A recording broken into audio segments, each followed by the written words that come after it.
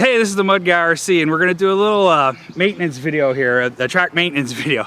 As you can see, I got a new Ghostbuster backpack on here. We're the Ghostbusters, we're here to believe you. But anyway, this is my newest weapon in the assault on weeds on my track. It's a backpack sprayer. Here, I'll turn around so you can see it. It holds 4 gallons of concentrate, and this is the stuff that I showed you this in the other video here, and I want to show it to you again. Can you zoom in, hon, on that? Because this works. I do have weeds on the track right now, but this is going on 3 months from when I first applied it. So I'm thinking that at a 10% concentrate, that's what I'm using here. So basically, if this is a 4-gallon backpack, you're gonna put less than a gallon of this stuff in here. And that, with that concentrate, you get about 2.5 months of weed protection. Now, it's only gonna kill weeds on the surface. You gotta remember that. And I would say if you're building a track for the first time, put it down right away as like a pre-emergent. And then maybe 2.5 months later, depending on what season it is, spray it again. And what I'm gonna do today, as you can see, I'm starting to get weeds up now. I'm gonna do a little spot treatment. And then section by section, I'm going to redo the whole track. But remember, it just kills weeds on the surface.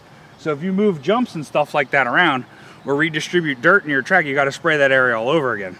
One thing we're going to talk about is safety. Safety is on you. It's not my responsibility. This stuff is hazardous material. So I'm going to wear this. This is probably minimal.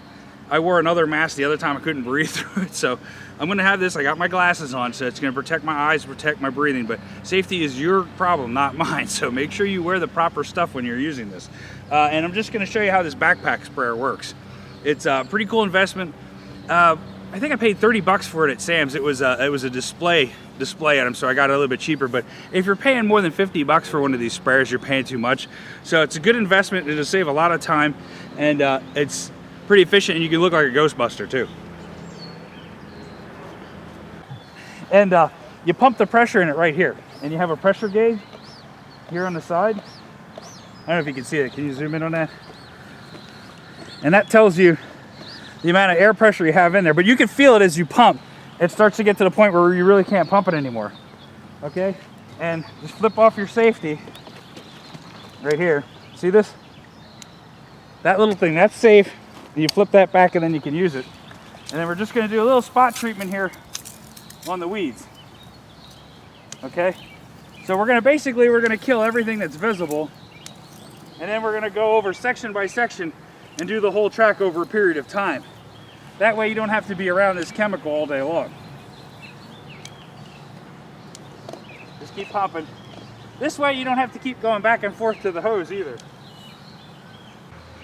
Hey, one tip, don't stand downwind of this stuff because it'll blow right back onto you. And we don't have a lot of wind today, but just take notice of where the spray is blowing and kind of spray the opposite direction. Okay, I had a guy comment in. He was asking me how do I get the track to be so smooth, and the reality is it's a work in progress. But one thing that I worked on over the winter was I built this track in November, and the ground would freeze and it would thrust up. So before we could race again, we had to continually keep compacting it. So it was like I was rolling a couple times every week, and that and the fact that the cars themselves are kind of gonna make their own little path, that created when I did the first video, the original area that the track took up was very smooth, but now these areas that I've added onto it are very rough. So what I do is this: you just come along and you just kind of see, like right here's a little bit of a high spot, and you just kind of knock it down. Now you can't do it if the ground's real muddy. There has to be a little bit of moisture in the ground, but if it's real muddy, you're not going to get anywhere. And if the temperature is below 50 degrees, your mud is going to stick to your roller.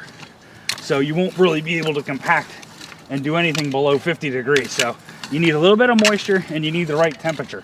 But once you get this ground nice and loose, see, I knocked down all those high spots. One thing that I've been doing is you take a break from this and contour it with a leaf rake. It's a little bit finer. It does a little bit better job. So that way, all your bumps are knocked down and you're filling in all the little holes. So it's going to be a lot smoother.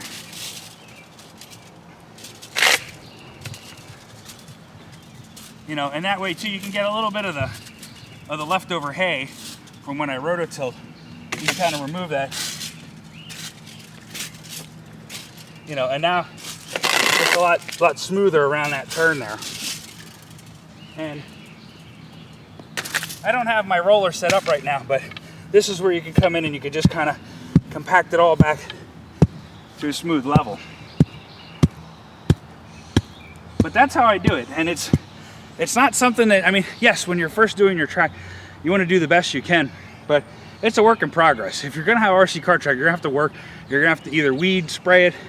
The cars themselves do a lot of the work, but it also erodes the track too, and rain will, I don't know, here, can you get a shot here? These jumps here over here were a lot higher, and let me point that out. You can film this spot here. These are starting to dissolve because the rain hits it and the cars go up, and we gun it here and it kicks all the dirt back into here, and then the rain kind of, you know, this area is raising and the jump area is starting to dissolve. It's starting to erode back in there. So I'm eventually going to have to pull all this back up and then recompact everything. So it's a work in progress. You can't have a track and not work unless you just want it to be completely rough. But driving a lot helps. So if you definitely are going to use the track, that'll actually help you a little bit. And a lot of maintenance, a lot of spot checking, weeding, spraying, you know, and then just kind of a good design at first. And the seasons will help too, you know. As your ground freezes and thaws, it's going to find its own level, you know. These areas here, the newer areas, there's turf underneath there. When that dies and that becomes compacted earth, it'll be a little bit flatter, a little bit smooth then. So let me just tell you a little bit here about what I'm going to do to the track, because we are going to change the track around a little bit. So one of the things we're going to do different with the track here is we're going to take this, the second part of the double, and we're going to move it a little bit closer. No matter how fast and how hard I hit this jump, I never make it to here. And this is getting all gouged up here from us doing endos into it. So I'm going to move this to about here, so we'll be able to jump there. That'll also give us a little bit more straightaway around there. And here, I'm record down here.